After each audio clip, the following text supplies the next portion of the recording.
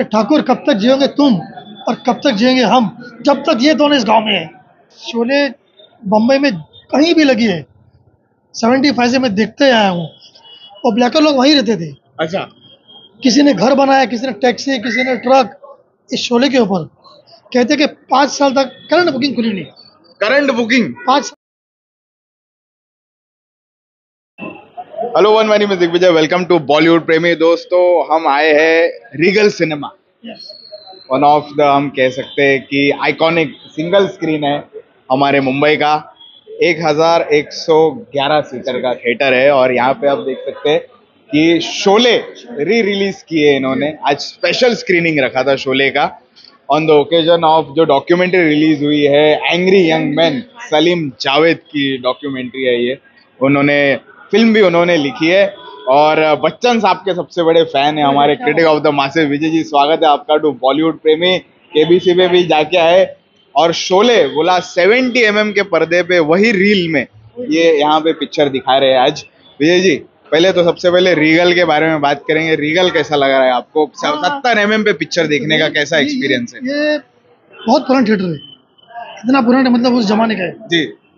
अब तो शोले भी नहीं आए थे, उससे पहले से ये थिएटर है जी। अभी मानो ये पिक्चर यहाँ लगाई है, क्यों?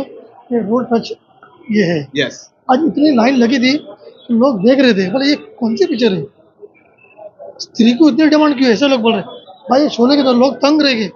वो भी घुस रहे, शोले सब घुस रहे। 49 ईयर्स हो गए पिक्चर को, अगले साल 50 साल होने वाले हो गए और आज भी उसी तरह की गर्दी दिखी है विजय जी। 75 में लगी थी 15 अगस्त के दिन 1975 में। तब मैं 11 साल का था और मेरे पिताजी मुझे लेके गए थे मिनरवा थिएटर में। बम्बई में क्या, मेरे ख्याल से इंडिया में फर्स्ट ऐसा थिएटर होगा मिनरवा, जहाँ पर जो एक्सपीरियंस है साउंड का, और लोगों ने मजा लिया। कहते कि 5 साल तक करंट बुकिंग खुली नहीं। करंट बुकिंग 5 साल तक इस पिक्चर के लिए, शोले के लिए। और सुनने में आ रहा था अभी इन्होंने 3D बनाई थी। कहते हैं कि ब्लैकर था, जितने भी गेस्ट हाउस है बॉम्बे में ग्रैंड रोड में, सब हाउसफुल थे, ये पेइंग गेस्ट, और ब्लैकर लोग वहीं रहते थे। अच्छा। किसी ने घर बनाया, किसी ने टैक्सी, किसी ने ट्रक, इस शोले के ऊपर। मतलब ये सोचे कि शोले ऐसी फिल्म है एक, तो सलीम जावेद साहब ने लिखी है। जो रामगढ़ था वहाँ पर भी किसी ने, इंसान ने एक जगह बना के रख दी ऐसे ही, 5 रुपये टिकट लेते उस जमाने में, कि यहाँ शामा बैठा था या गब्बर था, उस पर भी लोगों ने पैसे कमाए। और अपना यहाँ फर्स्ट ऐसा है जो ऑडियो कैसेट निकली थी, जो रास्ते में पहले कैसेट बिकती थी, तो लोग खड़े थे सुनने के लिए 3-3 घंटा। ये क्रेज कभी किसी ने देखा नहीं, ये अभी के बच्चों को तो पता ही नहीं। ये मतलब कह सकते कि इस पिक्चर ने बहुत सारे लोगों की जिंदगी बनाई। जैसे आपने बोला कि ब्लैकर लोगों ने घर ले लिए ये पिक्चर पे ब्लैक करके। पेइंग गेस्ट, मतलब जो गेस्ट हाउस हाउसफुल थिएटर, तो 5 साल बुकिंग खुली नहीं थी, 7 साल मिनरवा में चली थी। बहुत बड़ी बात। आज मैं रीगल सिनेमा के प्रोजेक्शनिस्ट है, टेक्नीशियन, उनसे भी बात कर रहा था। उनको मैंने पूछा यहाँ पे पिक्चर लगी थी क्या? उन्होंने बोला यहाँ पे नहीं लगी थी, क्योंकि यहाँ का दौर था इंग्लिश पिक्चरों का, तो लगी थी मिनरवा में, तो उनको भी टिकट नहीं मिली थी। फिर वो गए थे कोई कुर्ला के थिएटर में पिक्चर देखने, लेकिन जिद थी उनकी भी कि वो पिक्चर मिनरवा में देखनी है। शोले बम्बई में कहीं भी लगी है, 75 से मैं देखते आया हूँ। चेंबूर हो, कल्याण हो, कुछ भी हो, मैं जाता था, कांदीवली हो, कहीं पर भी जाता था। और ये देखो, ये 3D में आई थी पिक्चर शोले 2014 में। तभी मैंने 100 टिकट ली थी। 100 टिकट तभी लिए थे। देखो ये 3D।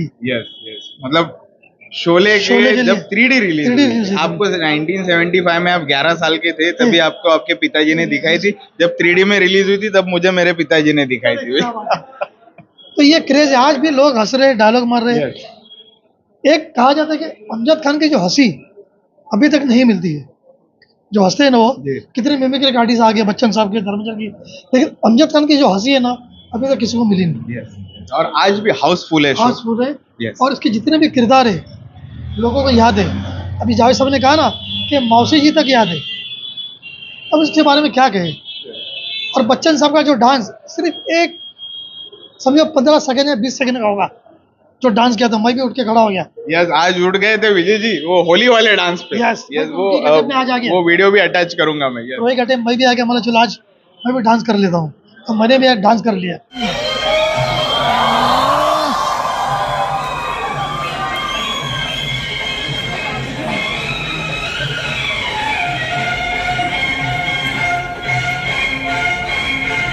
ये हमारा भी एक नसीब है कि 50 साल के बाद भी हमको देखने मिलती है फिल्म थिएटर में। और जावेद साहब से भी मिलना हुआ आपका, जाहिद साहब वो ने मुझे ऐसा experience बोला, जाहिद साहब बोले सर ऐसी ऐसी बात है, तब मैं 11 साल का था। ओ हो, आपकी उम्र काफ़ी होगी। कहाँ काफ़ी होगी, ऐसा क्यों बोल रहे हो? मैं कहना चाहूंगा जितने भी नए मेकर्स है उनको कि अगर ये फिल्म देखते हम तो हर एक सीन रजिस्टर होता है। हर एक सीन बाहर आने के बाद में लोगों के जुबान पे डायलॉग रहते हैं, वो रजिस्टर होके जो सीन्स है वो उनको याद रहते हैं। लेकिन आज के जो फिल्में हैं बाहर आने के बाद में भूल जाते हैं। 3 घंटे भूल जाते, गाने डायलॉग सब कुछ।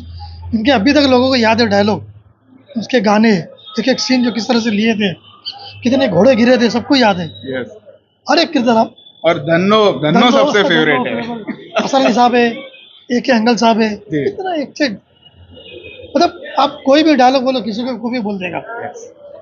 मतलब डायलॉग ही नहीं, कैसे बोलते कहाँ जाना है, ठाकुर बलदेव सिंह के घर जाना है। अब ये डायलॉग तो कहा नहीं, लेकिन किस तरह से बोला है, एक अंदाज अपना अंदाज है, Yes, अंदाज एक है। स्टाइल है स्टाइल है। और वो स्टाइल लोगों ने कॉपी की, तभी पिक्चर जाके हिट और होती ये है। राइटर का कमाल है, उस जमाने में राइटर की अहमियत कुछ नहीं थी, तो सलीम जावेद साहब का जब नाम आया तब पता चला कि राइटर भी होते हैं। Yes.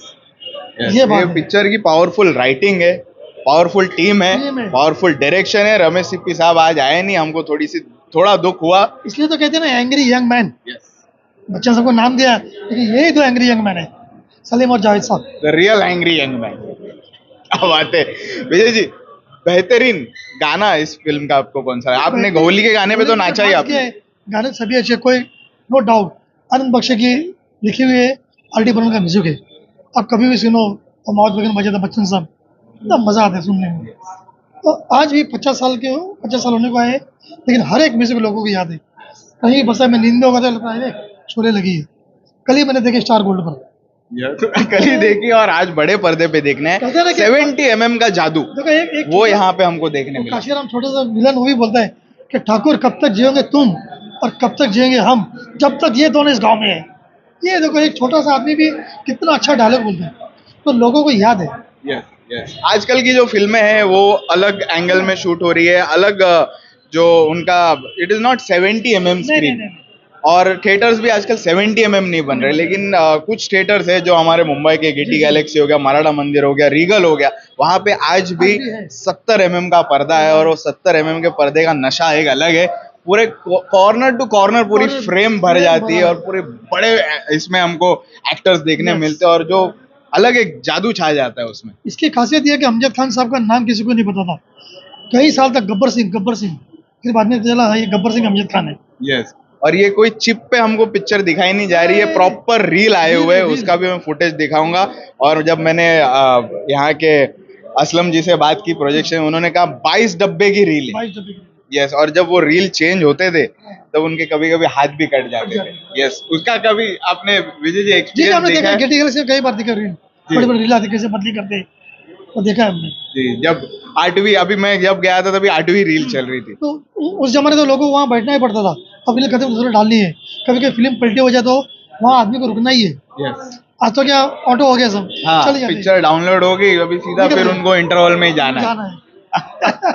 बहुत मेहनत लगती थी दोस्तों। और ये फिल्म सारे हिंदुस्तानियों के दिल के बहुत करीब है।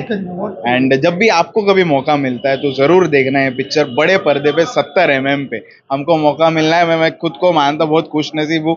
ये पिक्चर मेरे को बड़े पर्दे पे विद स्टीरियो साउंड, वही साउंड जो 1975 में जो साउंड यूज किया था उसी के साथ में देखने मिला। एंड विजय जी आपने भी हमको साथ दिया है, आए हो, पिक्चर देखी है हमारे साथ में और इतनी सारी बातें, इतना नॉलेज दिया है वो एरा का और इस फिल्म के बारे में और आज का, उसके लिए मैं आपको थैंक यू बोलना चाहूंगा। एंड जब कभी वापस पिक्चर लगी तो मैं चाहूंगा वापस से आप एक बार 100 टिकट निकाला जाए। कहीं भी लगे, कहीं भी हम जाएंगे देखने के लिए, किसी भी थिएटर में मुंबई के। चलिए दोस्तों, thank you and do watch Sholay, the historic film of Indian cinema.